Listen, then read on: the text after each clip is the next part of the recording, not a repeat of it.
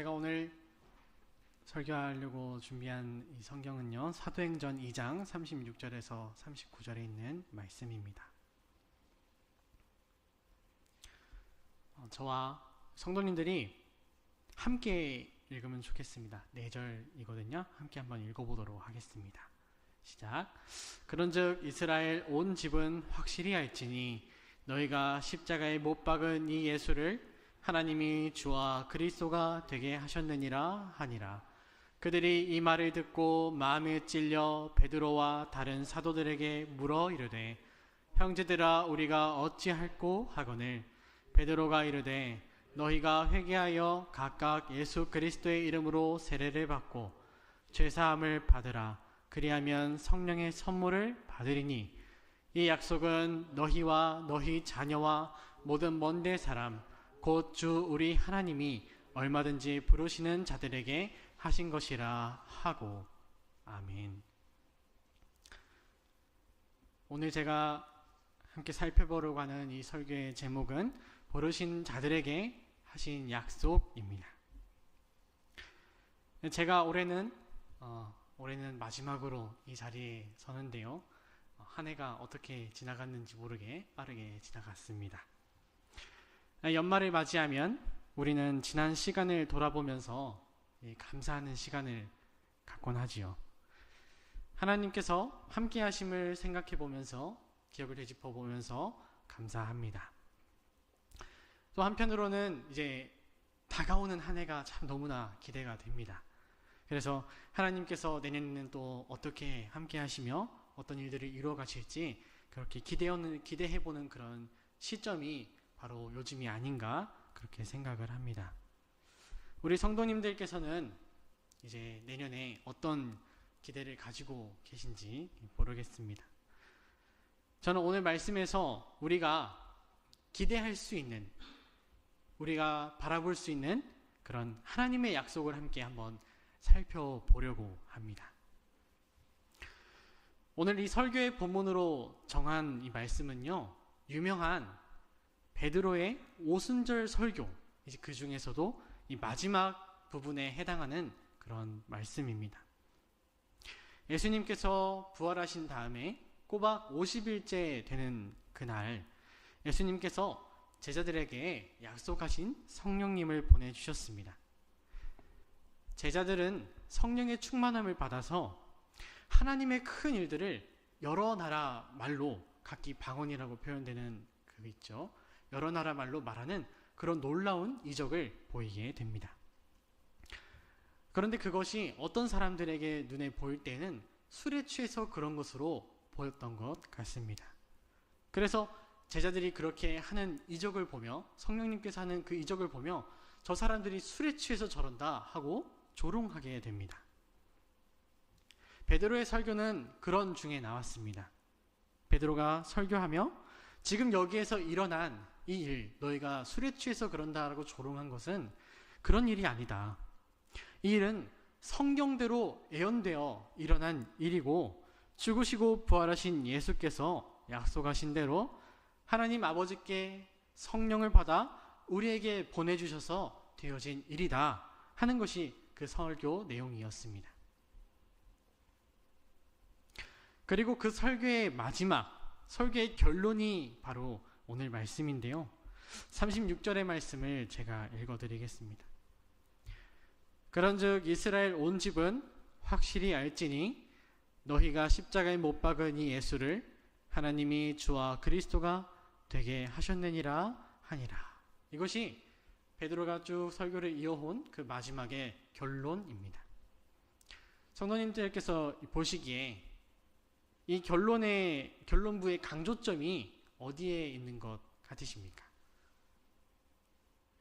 제가 생각할 때 이렇게 딱 보면 이 결론부의 강조점이 예수를 하나님이 주와 그리스도가 되게 하셨느니라, 하나님께서 하신 그 일에 강조점이 있는 것 같습니다. 설교의 마지막에 하나님께서 예수님을 이렇게 하셨다 하는 그런 말씀으로 우리 눈에 보입니다. 그런데요, 하나님께서 예수를 주와 그리스도가 되게 하신 것은 사실이고 아주 중요한 그런 사실이지만, 그렇지만 진짜 강조점은요, 하나님께서 주와 그리스도가 되게 하신 그 예수를 너희가 십자가에 못 박았다, 너희가 십자가에 못 박았다 하는 것에 그 강조점이 실려 있습니다. 원문의 어순이 그렇게 기록되어 있는데요, 시작은 같아요. 시작은 이스라엘에 속한 모든 집은 분명하게 알아라, 이렇게 시작을 하고, 그리고 우리가 보는 번역본과는 다르게 원문에서는 하나님께서 하신 일이 먼저 기록되고 있습니다. 하나님께서 하셨다 하는 것이죠. 하나님은 무엇을 하셨는가? 예수를 주와 그리스도가 되게 하셨다. 그리고 그런 후에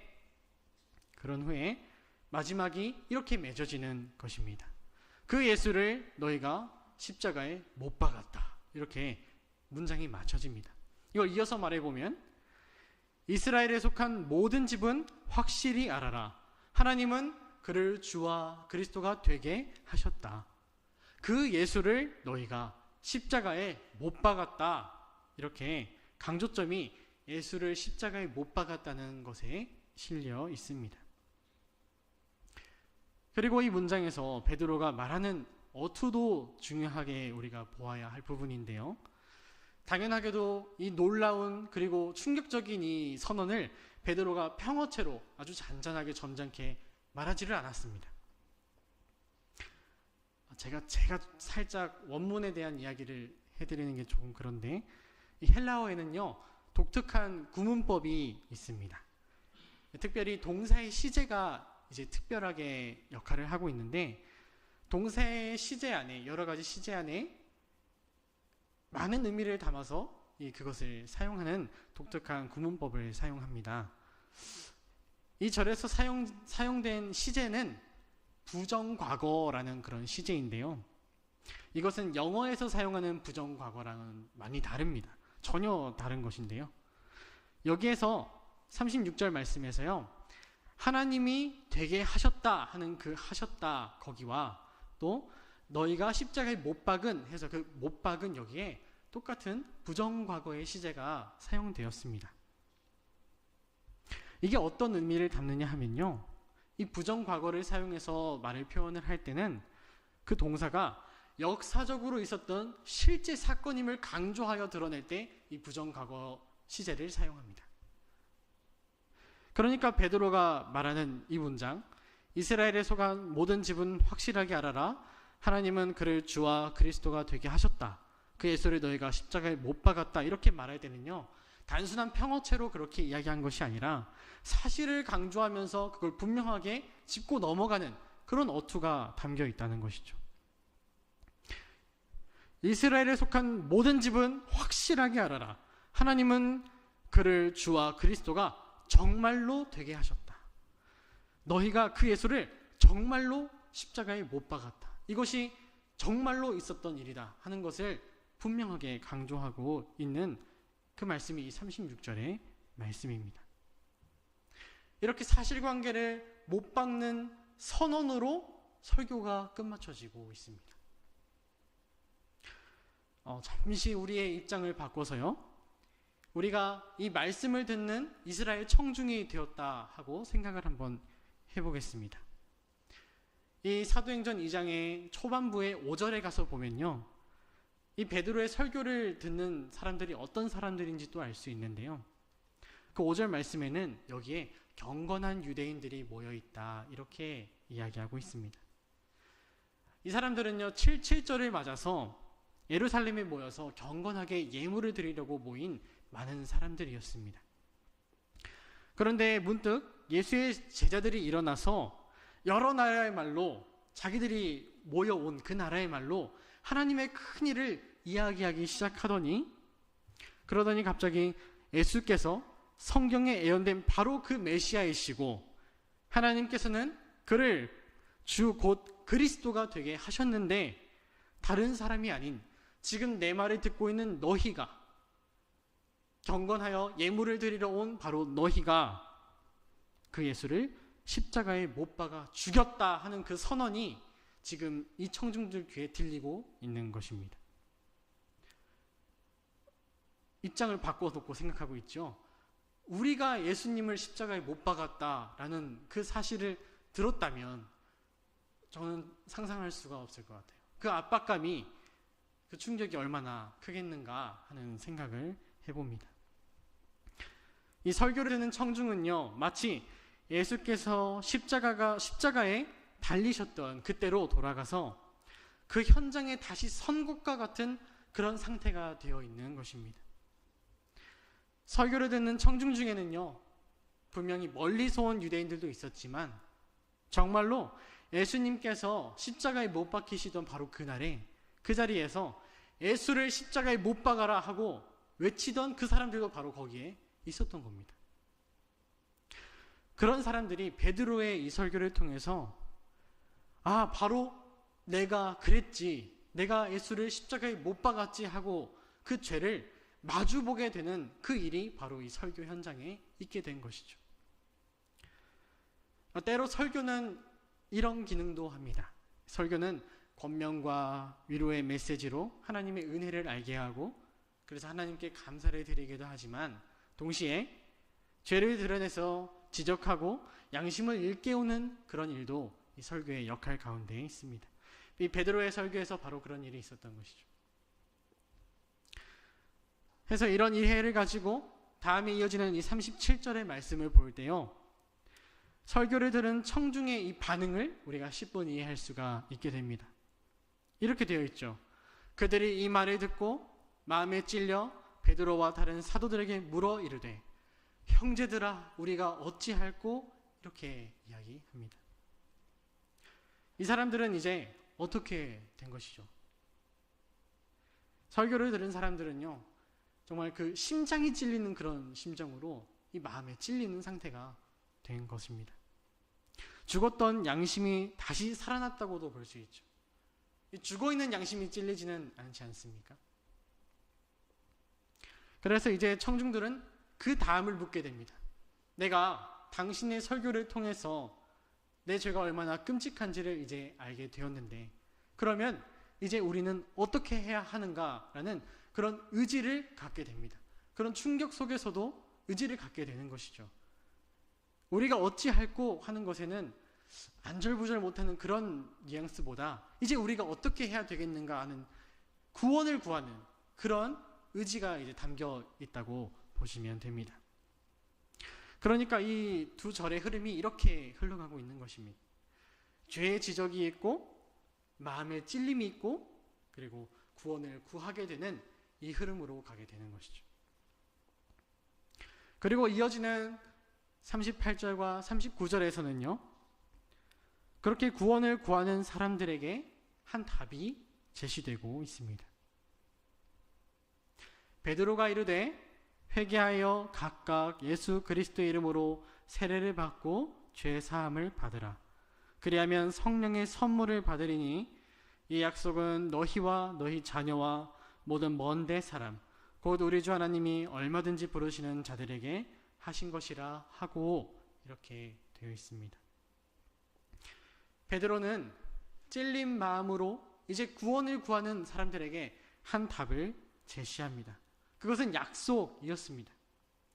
39절의 말씀을 보시면 이 약속은 너희와 너희 자녀와 모든 먼 데 사람 곧 우리 주 하나님이 얼마든지 부르시는 자들에게 하신 것이라 하고, 이렇게 되어 있습니다. 약속입니다. 그리고 약속의 내용이 38절에 있는 내용이죠.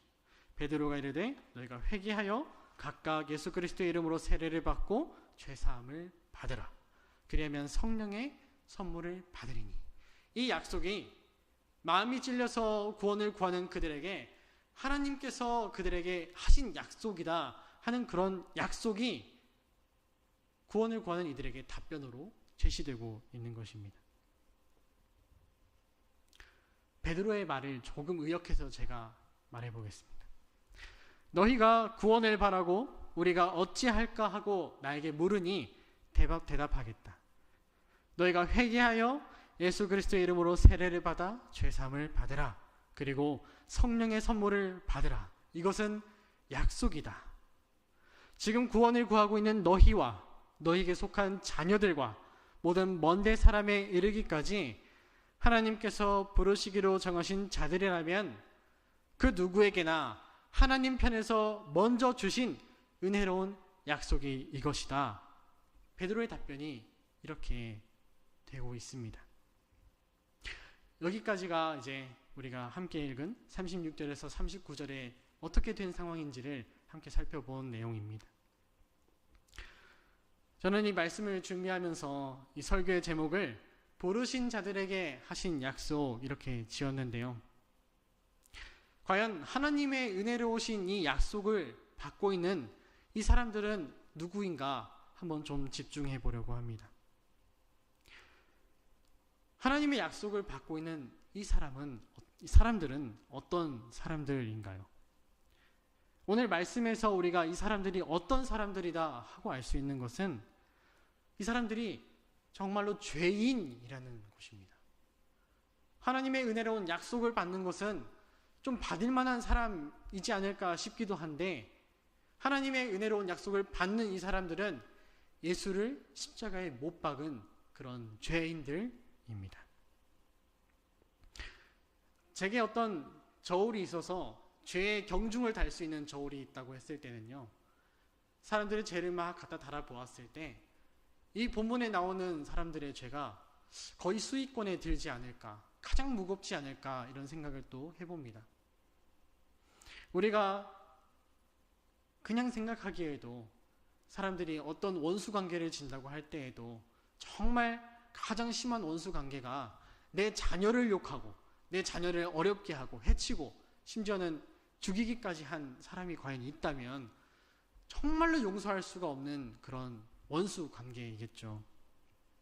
하나님의 진노를 받는다면 과연 그 사람들이 가장 많이 받아야 할 것입니다. 그런데 하나님의 답변은 그런 죄인들에게 회개를 말씀하시고 세례와 그에 따른 죄사함과 성령의 선물을, 그리고 그것을 심지어는 약속이라고 그렇게 답변이 되고 있다는 사실입니다. 저는 이 말씀을 그대로 가지고 와서 한번 질문해 봅니다. 그렇다면 과연 우리는 이 사람들보다 나은가 하는 질문입니다. 오늘 이 말씀을 보는 우리는 적어도 예수님을 십자가에 못 박지는 않았죠. 우리는 그 현장에 없었습니다. 그러면 우리가 이 사람들보다 좀 낫지 않은가? 형제들아 우리가 어찌할꼬 하는 그런 지경에까지는 이르지 않았는가? 이런 생각도 질문하는 가운데 잠시 해봤습니다. 그런데 제가 아주 솔직하게 그 질문에 답변을 해보면 제가 이 사람들보다 나은 게 없는 그런 죄인이라는 사실을 고백할 수밖에 없었습니다. 아마도 우리가 저 시절에 이 사람들이 있는 그 현장에 같이 있었으면 분명 그랬을 겁니다. 우리도 분명 예수를 십자가에 못 박으라고 함께 소리쳤을 겁니다. 예수님을 못 박고 똑같이 찔려하고 똑같이 우리가 어찌할꼬 하며 괴로워하고 그랬을 겁니다. 그만큼 우리는 이 사람들보다 나은 게 하나 없다는 것이 사실입니다. 그렇지만 동시에 말씀드리는 것은 우리가 이 사람들보다 하나도 나은 것이 없다는 것이 사실인 만큼 우리가 이들보다 하나님의 은혜를 덜 받는 것도 아니라는 그런 진리의 말씀을 성도님들께 전해드립니다. 하나님께서 이 슬퍼하는 사람들을 부르시면서 구원을 약속하신 것과 같이 오늘 우리에게도 동일한 약속을 주고 계십니다. 제가 39절의 말씀을 읽어드리죠. 이 약속은 너희와 너희 자녀와 모든 먼데 사람 곧 우리 주 하나님이 얼마든지 부르시는 자들에게 하신 것이라 하고, 하나님은 우리에게 그리고 우리에게 속한 자녀들에게 그리고 모든 먼데 있는 하나님께서 부르시는 모든 자들에게 과연 이 똑같은 약속을 함께 주셨습니다. 그리고 그 약속의 내용은 바로 이런 것이죠. 38절 말씀입니다. 우리에게 주신 약속의 내용입니다. 우리 함께 한번 38절만 함께 읽어볼까요? 시작. 베드로가 이르되 너희가 회개하여 각각 예수 그리스도의 이름으로 세례를 받고 죄사함을 받으라. 그리하면 성령의 선물을 받으리니. 이것이 우리가 받은 약속입니다.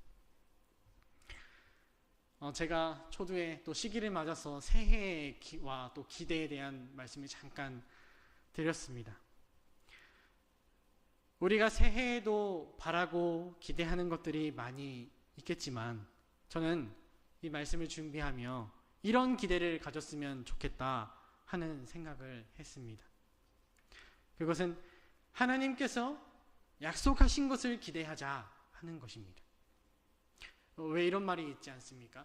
줄 사람은 생각도 않는데 무슨 국부터 마신다, 그런 말이 있는데, 우리가 많은 필요가 있어서 하나님께 필요를 아뢰고 도움을 구하고 기대할 수가 있겠지만 그런 것들은 사실 하나님께서 주실 수도 있고 주시지도 않을 수도 있는 것들이죠. 하나님께서는 때로 거절하시는 것으로 우리에게 응답하시기도 하니까요. 그런데 하나님께서 약속하신 것은 다르다고 생각합니다. 우리가 바랄 수 없는 것을 바라고 기대하는 것이 아니라는 말씀이죠. 하나님께서 약속하시고 하나님께서 준다고, 너에게 내가 준다고 이렇게 약속하신 것이니까 우리가 하나님의 약속을 믿고 충분히 기대할 수 있고 또 기대해야 하지 않겠는가, 이렇게 생각을 해봅니다. 그래서 저는 한 가지 기대를, 하나님의 약속을 기대하는 것을 이제 드리고 싶은데요. 그것은 하나님께서 이 구원의 약속을 너희와 너희 자녀에게 주셨다 하는 이 말씀에 기대를 해봅니다. 말씀은 분명하게 말하기를 하나님께서 구원의 약속을 하나님을 믿는 성도인 우리와 또 우리에게 속한 자녀들에게 주셨다 말씀하고 있습니다. 저는 사실 이 말씀을, 이 권면의 위로의 어떤 기대의 말씀을 꺼내기가 조금은 조심스러웠습니다. 왜냐하면 저는 우리 성도님들의 살아오신 역사를 모르고 그 가정사를 잘 모르고 또 지금은 어떤 형편에 있는지 잘 알지 못하기 때문입니다. 하지만 그런 모든 조건들을 넘어서서 하나님께서 하나님을 믿는 성도에게 하신 그런 약속이기 때문에 저도 하나님께서 하신 그 약속을 믿고 우리 성도님들께 그 기대를 드립니다. 하나님은 하나님을 믿는 사람에게 그리고 그에게 속한 자녀에게까지 부르시는 그 구원의 약속을 하나님께서 주신 줄로 믿습니다. 우리가 다 알지 못하는 하나님의 은혜와 하나님께서 정하신 그 때가 있어서 사람마다 부르시는 때는 좀 다르겠지만 하나님께서는 그 약속하신 것을 잊지 않으시고 반드시 이루시는 하나님이신 줄로 믿습니다. 하나님께서 그 은혜로 먼저 부르신 우리에게 믿으라고 하신 이 약속을 우리가 기대하기를 바랍니다. 먼저 부르신 우리와 같이 그 약속을 받는 우리의 자녀들도 하나님의 때에 하나님께서 부르실 줄로 믿습니다.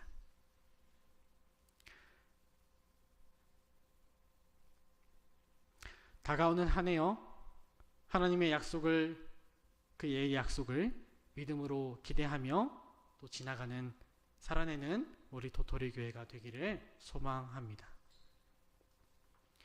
잠시 기도하겠습니다. 하나님 아버지, 감사합니다. 오늘 말씀을 통해서 하나님께서 우리에게 주신 약속을 다시 기대해 봅니다. 하나님, 우리가 다른 것을 바라는 것이 아니고 믿는 것이 아니고 하나님께서 약속하신 것을 붙잡고 믿고 기대합니다. 하나님의 때에 하나님의 방법으로 이루어 주시옵소서. 예수님의 이름으로 기도합니다. 아멘. 주기도문으로 수요예배를 마치겠습니다. 하늘에 계신 우리 아버지여, 이름이 거룩히 여김을 받으시오며 나라의 힘하옵시며 뜻이 하늘에서 이룬 것 같이 땅에서도 이루어지이다. 오늘날 우리에게 일용할 양식을 주옵시고 우리가 우리에게 죄 지은 자를 사하여 준 것 같이 우리의 죄를 사하여 주옵시고 우리를 시험에 들게 하지 마옵시고 다만 악에서 구하옵소서. 대개 나라와 권세와 영광이 아버지께 영원히 있사옵나이다. 아멘.